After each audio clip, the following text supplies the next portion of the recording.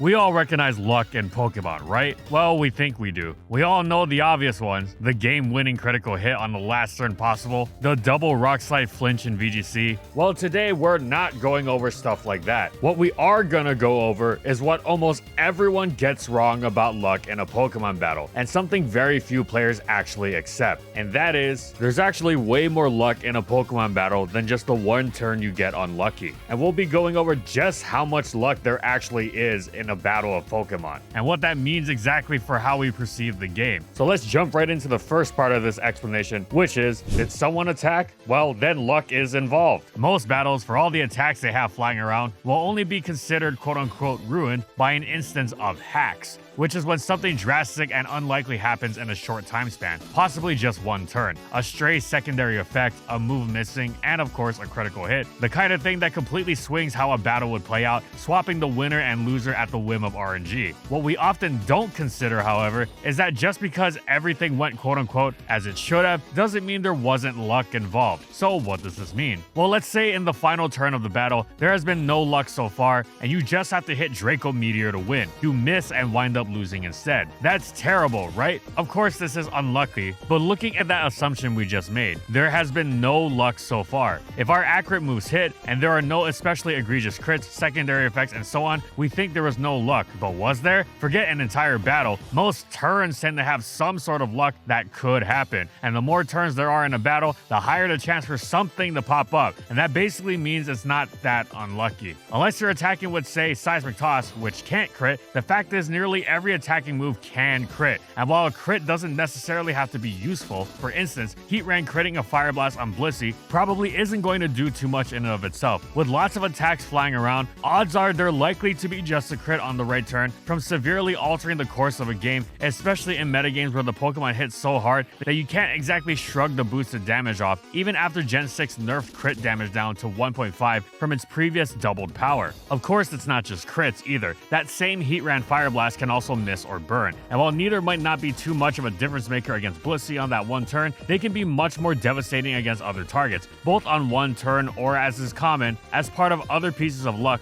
which might not seem huge at first, but tend to add up pretty quickly if they keep happening, especially because there are so many. Anyone who's ever won a tournament can tell you just how much luck is required to do so, and this doesn't mean critting all your opponent's Pokemon, no. It more refers to how lucky you need to be not be unlucky. So by the time you get to needing to land that Draco Meteor to win, odds are both you and your opponent were fortunate enough to avoid the many potentially game-changing little pieces of luck that are constantly flying around. But let's say it was a clean battle, and this is not to insinuate that these don't exist, but let's say it really does just come down to hitting Draco to win. But before we continue explaining the Draco Meteor situation, don't let cyber thieves break into your cybersecurity with today's sponsor, Surfshark VPN. We are all at risk of cybersecurity threats, especially in public spaces. I travel a decent amount, so I'm always working on the go. This means I have to log into my private accounts frequently on public Wi-Fis, but there could be suspicious people trying to access my sensitive data. That's why I always protect myself with Surfshark VPN, or Virtual Private Network. A virtual private network is a server that you can connect to that encrypts your private data and keeps it safe from others lurking on that network. You can even use this to pretend like you're in another country. Now, why would this come in handy? Well, with streaming services like Netflix, you're often region locked. For example, if I were to vacation in Japan, where there are no subtitles on my anime, I could use Surfshark and change my VPN back to the US or vice versa, and now I have American Netflix wherever I go. You can do this with multiple countries because Surfshark has over 4,500 plus servers in over 140 countries. Surfshark meets all of your cybersecurity needs in one singular program. Also, one subscription lets you log into unlimited devices, and there's no risk in trying Surfshark thanks to their 30-day money-back guarantee. So if you want a sick VPN and also support the channel to help us produce more content, you can click the link in the description below and go to surfshark.com/fallswipe or use code fallswipe at checkout to get 4 extra months of Surfshark VPN. By all counts, anyone reasonable would agree that you deserve this win. It's not like you're relying on something like the 55% accurate grass whistle, which is basically a coin flip. If you can position yourself to the 90% chance to win off of a Draco Meteor, that's a job well done. But here's the big question. Let's say you play 100 clean games where you just have to hit Draco Meteor at the end to win. Should you win all 100 of them? Some might actually say yes, you should, because you were far more deserving of the win. 9 times more, in fact, as your opponent had had the mere 10% of a Draco miss going for them. Some people even believe that moves like Draco Meteor quote-unquote shouldn't miss at all, and that misses are a sort of mistake, introducing unnecessary luck on Game Freak's part. This kind of viewpoint sees the game from a sort of purist standpoint, and the commitment to a win being earned this way is admirable in spirit, but the reality is, this is an idea of what we might want the game to be, and stands in contrast to what the game actually is. You should, in heavy quotation marks, only win 90 of those games, statistically speaking. It is imperative to recognize that most games are far from guaranteed, and you are only playing for a % chance to win. This lack of control drives some players crazy, and understandably so. We've all seen games where one player runs circles around their opponent, makes them look absolutely ridiculous in fact, but no matter how far they pull ahead, the opponent is almost always just a few lucky turns away from bringing it back. It can be infuriating. So the question is, how do you deal with this innate facet of the game? The first thing to do is do what many players, even with years of experience at the highest level of play, struggle with: accept responsibility. So many players have an excuse ready to go the second they lose a battle. If they weren't lucked out of a win, they had an unwinnable team matchup. Losing doesn't feel good, and we need to protect our ego somehow. If we lost, it wasn't our fault. But most of the time, even if luck and matchup were involved, and they certainly are significant factors, there's no denying that even still, it is rare that they appear to such outrageous extents that they completely and utterly rob the losing player of any chance to win. Yes, this kind of battle does happen sometimes, but almost infinitely more common is that luck will happen and the player on the bad end of it will use it as a cover for their loss. Whether or not the luck actually made much of a difference, possibly overlooking any luck they got themselves, and most importantly, even though they almost definitely could have played better. No matter how good you are, there are almost always things you could have done better in any given battle, even games where you may have played exceedingly well overall. There's no need to dismiss the luck outright either. A good player might look at a game where they played well and got unlucky and say, well, there's nothing I could have done. A great player will look at a game where they played well and got unlucky and say, well, that was unlucky, but I also could have played much better. Accepting responsibility means recognizing that even though you might have gotten unlucky, you still could have won with better play. And to be able to play to the best of your ability, you have to be aware of everything that can go wrong on every given turn. This brings us to the second thing you must do, which is to understand the odds that are flying around every corner of your average battle. Yes, Scald has a 30% chance to burn on any given turn, but what about over multiple turns? If only one Scald burn is needed on a given target, and Scald is used on it just twice, the odds leap to 51%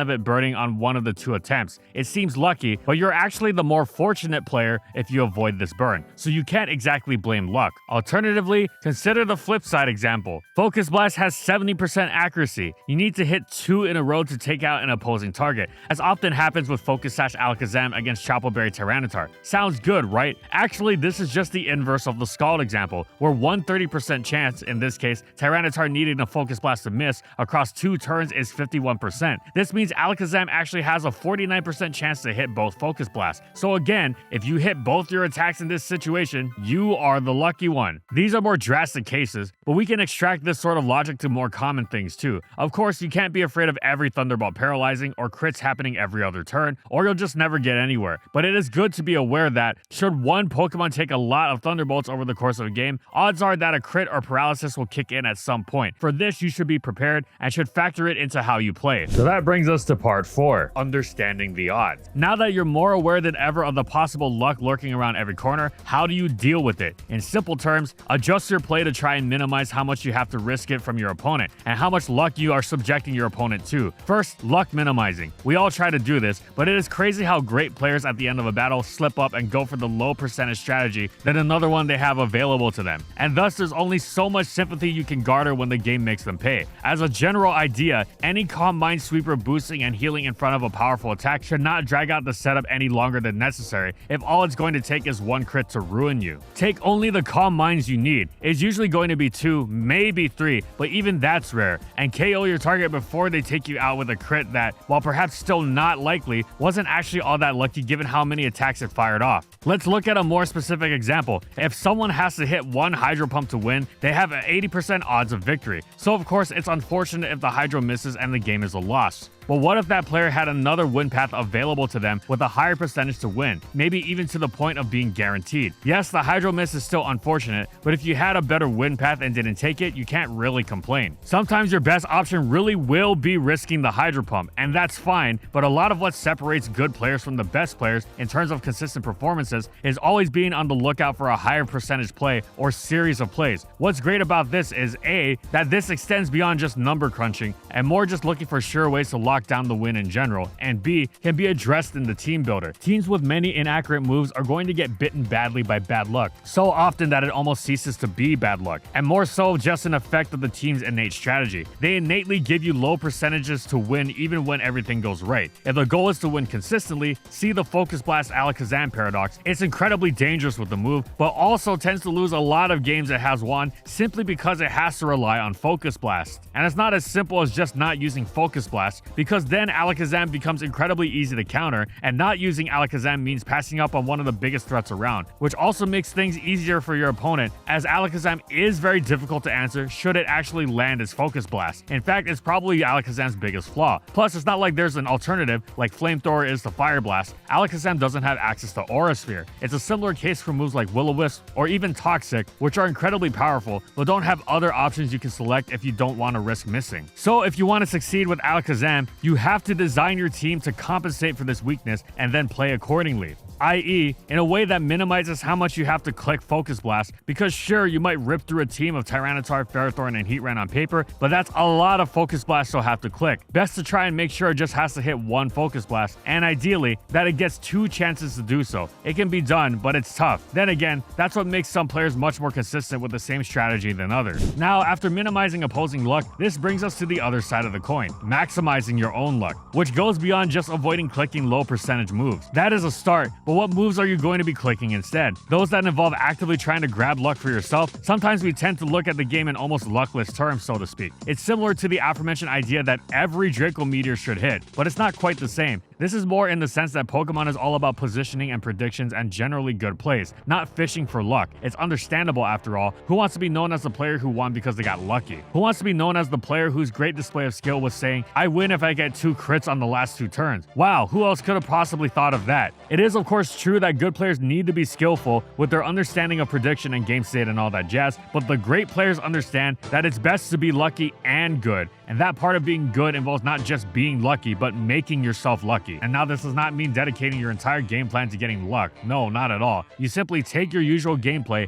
and infuse it with an opportunistic eye for chasing the extra bonuses of luck where applicable. For instance, your Terrakion has just Stone Edge the Slowbro switching in. Another Stone Edge will not take Slowbro out, but it's obligated to heal with Slack Off. Now you could take advantage of this forced Slack Off to get a free switch to one of your other Pokemon, and that would of course be a fine move, but you also have the opportunity to KO Slowbro with a unique sort of crit here. This is not just hoping for random crits to solve your problems. First, Stone Edge has a high crit rate, and being able to take Slowbro out essentially for free would be a major benefit. But second, and just as importantly, even if you don't get the crit, not that much changes. Your switch to Slowbro, let's say Rotom Wash, is going to function largely the same whether or not it switches in completely freely against Slack Off. Basically, you had a decent shot to get a crit, the upside is huge, and you will not be punished for not getting it. You can handle Slowbro slacking off on that turn. Moves with flinch rates like Waterfall or Dark Pulse can pull off similar tricks, and more reliably at that. The best players recognize these weapons and give themselves the opportunity to get the luck, again when the risk reward is right. The best part is, this isn't even something you necessarily have to look for in the team builder. A lot of the time, it's just being fully aware of the side effects of the moves you already have, potentially giving you extra weapons. Generally, attacking a lot tends to be rewarding, accuracy notwithstanding. You often don't even have to actively fish for the secondary effects, but will receive them simply for being as proactive as possible. Basically, if you put together a solid, aggressive game plan that doesn't rely on luck, and then you execute that game plan with a lot of attacks, you'll often find that plan rewarded to even greater extents simply for its aggression. This is commonly seen in VGC, where many a Rock Slide used simply for spread damage turns out to be some costly flinches that were not an intended aim so much as a devastating byproduct of dealing damage. On the flip side, it's why teams aiming to be resilient should have as many immunities as possible, as you can't get crit or even suffer a secondary effect effect through an immunity. However, there is another aspect to be considered. So, you really did get luck, but could you have been more prepared? If your counter to an opposing Pokemon loses to luck, it can suggest something about whether or not that counter is sufficient, especially depending on the rest of your team. Of course, if something overwhelmingly strong also gets a nasty crit, there's not much you can do, or is there? Let's take the example of a Tyranitar switching into Zapdos. With the special defense boost in Sand alongside bulk investment, Tyranitar usually tanks Zapdos' hits effectively. You're not going to not switch Tyranitar into Zapdos out of a fear of crits. Not many other Pokemon take Zapdos on particularly well. If you got a bulky Tara on your team, odds are you'll use it to answer Zapdos. However, let's say a Spec Zapdos gets a lucky early Thunderbolt crit, and even the mighty Tyranitar is too weak to handle it or much of anything else at that point. And from there, Zapdos demolishes everything else, potentially with help from the other special attackers on its team, like Heatran. Yes, that crit was bad. It's difficult to withstand crits from powerful banned or Spec Pokemon that are already difficult to switch into, but there's a lesson there. If your entire team collapses should Tyranitar get lucked, that luck is your fault. But are you maybe not leaning on Tyranitar too much defensively? Should you maybe consider a ground type to help it at least pivot around Zapdos' Thunderbolts? This extends beyond just luck into the problem of matchup that's often complained about. If your entire team is destroyed by special attackers like Zapdos, should Tyranitar go down, is it a bad matchup when you face a team designed to overwhelm Tyranitar defensively? Or is your team just not good enough into Zapdos? Whether or not it goes down by luck is almost irrelevant to the bigger picture here. If there's luck, it might just expose a problem that's already there. Finally, it's important to remember that while being aware of luck is huge, you still have to play the game. Some players adopt percentages as a playstyle. They become too comfortable with their safety, as they never have to worry about making a mistake. They simply roll dice on things like full paralysis and speed ties, even when they have objectively better plays. They simply don't want to engage in the murkier waters of prediction and such. And even rolling the dice on lower percentage moves does get rewarded quite a bit, the great thorn in our game. But it can't be truly relied on like your own plays can. It might be nice to take the stress of not knowing out, but ultimately, you're really doing yourself a disservice, especially if the opponent catches on and knows you're just going to go for the odds every time. Odds on powerful Pokemon can be such that there's not much else to do but accept what happens should the opponent decide to go for it, even if it's not in their favor. But that's not what's really important. The game of Pokemon can send the result flying in either direction, depending on the wind that day. Ultimately, you are the one who has to sit with the moves you've made. So rather than go all in on the gambling option for the sake of safety, make your moves your own. Just keep the luck element in mind.